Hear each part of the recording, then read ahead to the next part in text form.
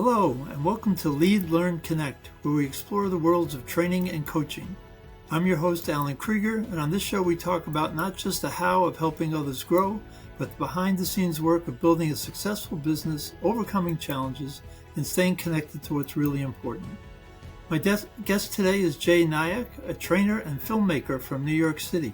He is the Director of Learning and Development for the Research Enterprise Training at NYU Grossman School of Medicine in Edison, New Jersey.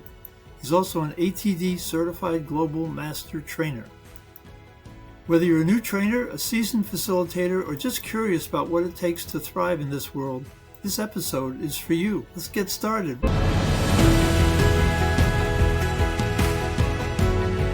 Welcome, Jay. Hi, good afternoon. Nice to talk to you. Yes, nice to have you on. I appreciate it. So we've been talking, you've been doing training for quite a while. It wasn't necessarily a career choice going into college or even coming out of it. What was an aha moment in your career when you knew you made the right choice and training was the right profession? Yeah, absolutely. During my first career in telecommunications, when they had a need to have somebody step in and do the training, I very quickly understood after trying to read the material and figuring out, well, how am I going to present this? All of a sudden, probably a week into it, it hit me, wow, this really is all about storytelling. And with my background in theater and acting, it instantly just made me smile thinking, all right, now I can take the pressure off, because if I just focus on the storytelling, then everything else will fall into place. And that was my aha moment that, all right, I think I can make a career out of this. Okay, so the marriage of acting and training. Yeah. Okay, great. And you do some leadership training and soft skills, and storytelling makes a lot of sense to me there. But you also do a lot of technical training. How does storytelling come into a technical training? Yeah, thank you for asking that. With technical training, storytelling is all over the place. With technical training, when you're trying to teach learners, here's how you get from point A to point B in any particular software. When I'm creating those trainings or even training videos, I really try and focus on how can I visually tell this story to make it engaging. You don't want to have too many bells and whistles pop up. You don't want background music to come up or something to display on screen just for the heck of it. It has to make sense in terms of helping the learner understand, oh, okay, when I say click the top right-hand button, if there's a visual or an overlay I can add, that's going to help emphasize that key area. That'll go a long way. I just don't need to have wacky noises or, other arrows that are jumping back and forth just for the sake of it. That's where storytelling comes into the technical side. Okay, see, I think of storytelling as coming up with imagery and meaning, but you're saying people learn better when it follows a flow that they can follow. And so you tell the story of the technology. Yeah, but for a good amount of time, especially with technical training, what I'm asked to do is say, all right, Jay, for these particular users, this technology or this software has been version updated. So you need to tell them what was updated and what does that mean to them in terms of doing their job. So my job is to say, all right, with version 4.2, for example, if this is your role, here are short, just-in-time videos that are going to help you understand how your role is changing. And in this software, here's how you go about doing this task or that task. So for me, it's pretty simple of here's point A, here's point B. Now, how do I tell you how to get from point A to point B? That's where I have a little bit of leeway. Okay. Yeah, it's an interesting framework. It's a nice way to put that together. So what are some challenges you face when you're training? What are some of the ones that kind of maybe rocked you a little bit? Yeah, some of the challenges, there are two sides, right? One could be working with the project owners, and the other one actually making sure the learners get what they need. So with the project owners, it really comes down to helping my project owners and my stakeholders realize if the milestones are not changing and the date and times are not changing of when something has to go live, what can be delivered and how can it be best impacted to the learners. So instead of having all the bells and whistles and avatars and all the other branching scenarios that somebody might be excited about, if they're only giving me a week or 10 days to create something because something has to be rushed out quickly. Like, all right, well, if those timetables are not going to change, here's what's going to have the best impact for your learners in the short amount of time that we have to create the training, have the stakeholders review it, get approval, maybe voiceover, and then put it into our learning management system. So even though 10 days sounds like a long time, it really isn't. So helping our task owners and project owners really appreciate the timetable they're giving me doesn't really mean I get that full 10 days. So that's one part of the challenge.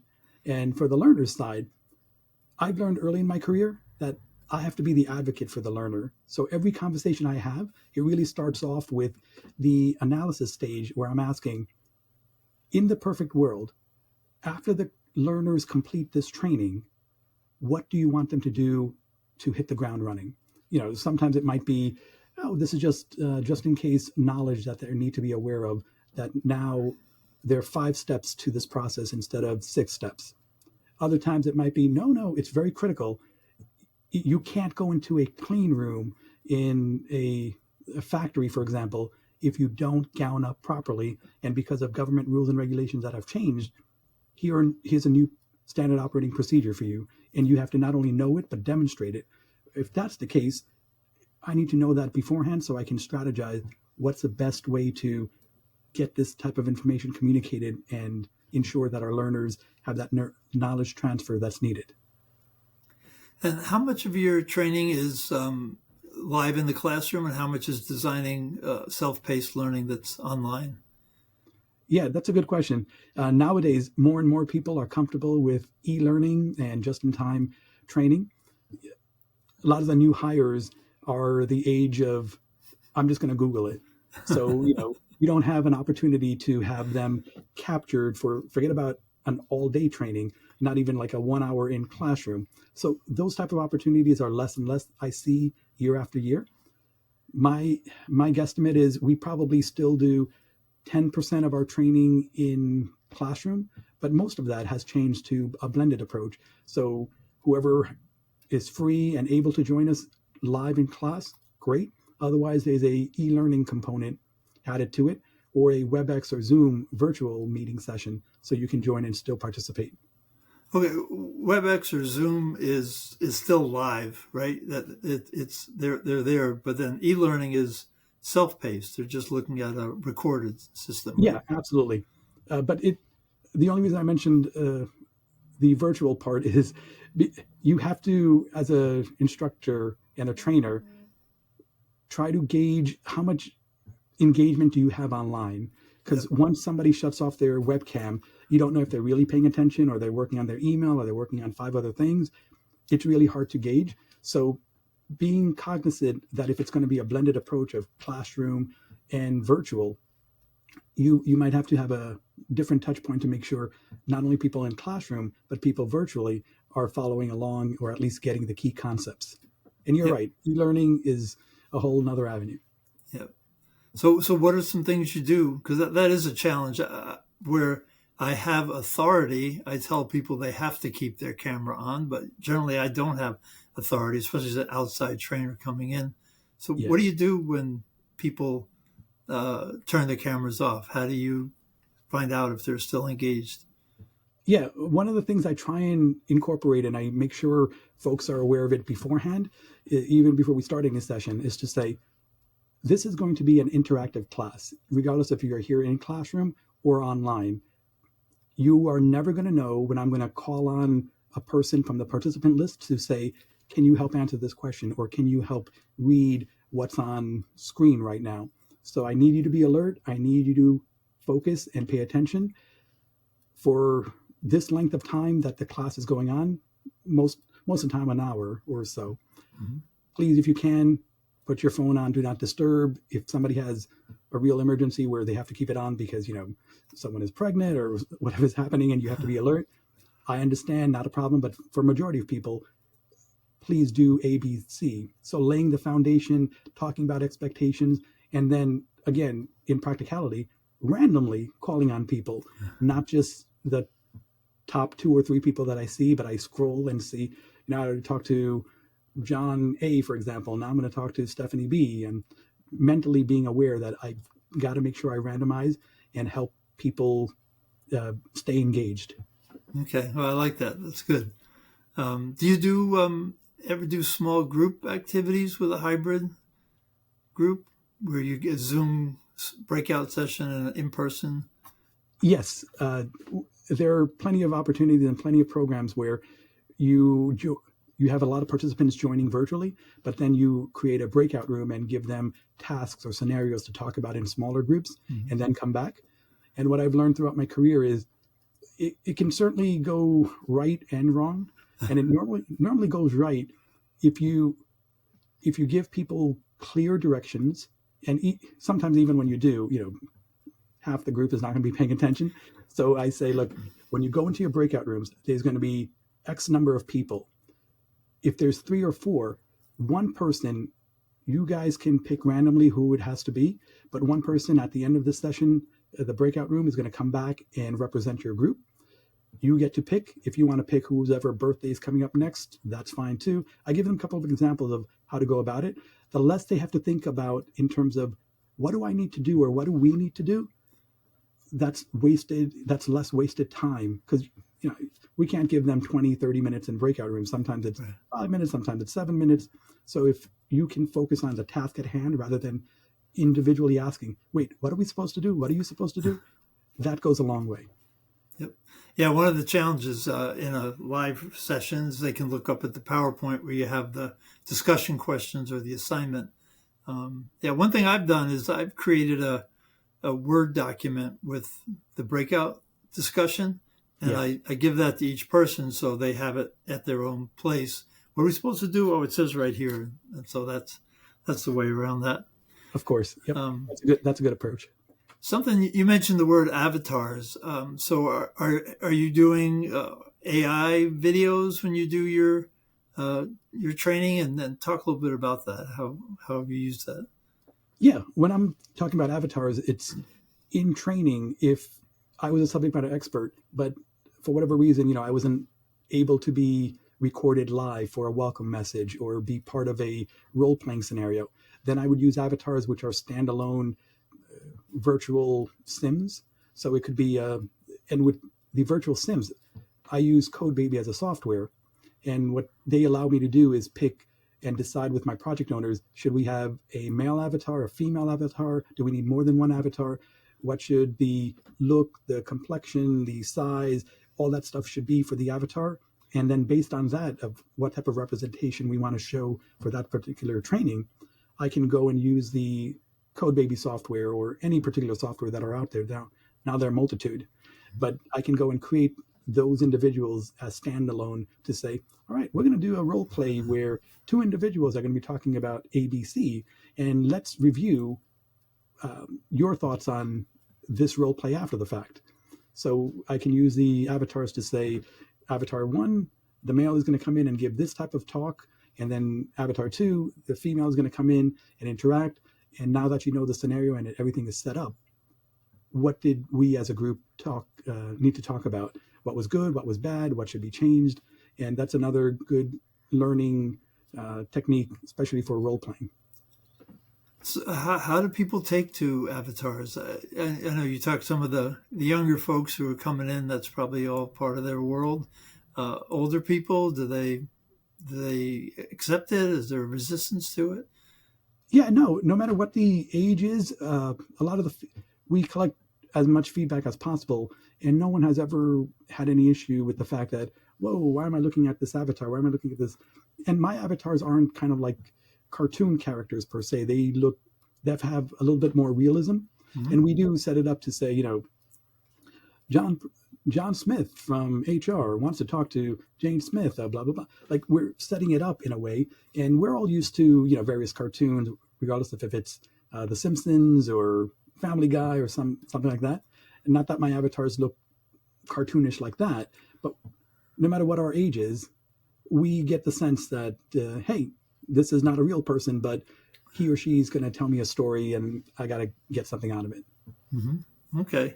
Yeah, I've dabbled with the AI videos, and I guess I'm of a generation where I'm still a little skeptical, but I'm probably not your typical student. So Well, on a bell curve, we're going to get uh, all types of segmented folks. Mm-hmm. Okay. So you've been at this for quite a while. What's a lesson you learned kind of the hard way? Maybe you wish you had known before you got to that point. Yeah, absolutely. One of the lessons I wish I would have learned early, and good mentors helped me realize it, is I don't have to be afraid to speak up, especially when it comes to initial project meetings, where before I would, if I was talking to a vice president who was in the initial kickoff meeting, I would defer to his or her opinion because of their title of VP. And then I learned very quickly, either one, I'm doing a lot more work and wasting a lot of time and effort to get something done that really wasn't adding value to the learners, or two, I'm just not being fair to the learners in the end who I'm supposed to be advocating for. So knowing that, I'm in the room because I'm considered an expert. Um, I'm either the training manager or training director, whatever my title might be. But because I'm an expert in my field. So I shouldn't be afraid to say, you know what? Not that I want to say no, unless the timetables change. Maybe we can add the branching scenarios and the avatars, which are nice to have. Time allowed it. Maybe we can do that in phase 2. But in phase 1, if this is a goal for the learner at the end, here's what we can do with the allotted time. And let's talk about what's the best way that we can get this learning out that's going to have the highest impact for our end users. Okay. Yeah, that brings up a question for me. We've been talking mostly about it to independent trainers and coaches who run their own business. They're coming from the outside in. And while they also come in as experts and do some advocacy, it's a different role. So talk a little bit about being an internal training director. How has that been? What are some of the issues that are challenging? How much are you responding to others? How much do you advocate? Hey, I think we need training in this or that, or based on the course we took, we'd like to go in this direction. So just how does all that work? So yeah, absolutely. It's about managing expectations for the most part, and curbing senior leadership's enthusiasm. I can distinctly remember midway through my career, I had a VP who came to me and said, "Jay, you're not gonna believe this. I went to this conference, and one of my peers was showing me this training that their department created. Oh my God, it had this branching scenario, it had this avatar, it had this, and it stunned me. And why can't we have that?" I'm like, well, it's not that we can't have it. We certainly can, and I'm capable, and our team's capable of creating that type of training. But in order to create the training with the various bells and whistles that you're looking at or that you're describing, it can take anywhere from 3 months to 6 months to really complete. And he was stunned that, whoa, it takes that long. It's only an hour of training. I'm like, yeah, I mean, to make it look polished and professional and have the impact that you want, you have to do storyboarding, you need approval, you got to figure out what characters are going to be used, who's going to be the voiceover, is it male or female? Like, there are a lot of initial decisions, and then somebody has to pilot it. Somebody has to go through it. So it takes a lot of time and effort. So helping people, especially in senior leadership, realize and, for lack of a better word, curb their enthusiasm a bit to say what can be done in the allotted time. That's probably 50% of my challenge when working internally. okay. Wow, the time's gone by pretty quick. We're just about out of time, but what's some advice you would give a new person starting out? Yeah, more than anything, remember that if you're in the room, you are considered an expert. So don't be afraid to share your voice, and also be empathetic towards the learners who can't speak up. So if you think someone is going to have a bad experience because something isn't working, or something we should have went one way or a different way in terms of creative direction, it's your job to speak up. You're advocating for the learner, and you want to make sure you and your department are representing the best that the learning and development profession is there over there to help.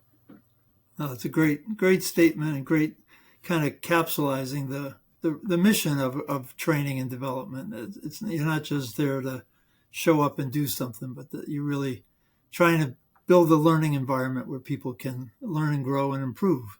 Yep. I like that. Thanks. Thank you. Thank you for having me. All right, so that's it for today's episode of Lead, Learn, and Connect. A huge thank you to Jay Naik for sharing some great insights into his approach to training. If you found this helpful, be sure to subscribe, share it with a colleague, and leave a review. You can find out more about Jay's work and additional resources in the show notes. If you're ready to strengthen how you teach communication, click in the show notes to our website to learn more about the T.E.A.M model of communication. And be sure to follow us on LinkedIn or other social media. Until next time, keep leading with intention, keep learning, and keep connecting. Thanks for listening.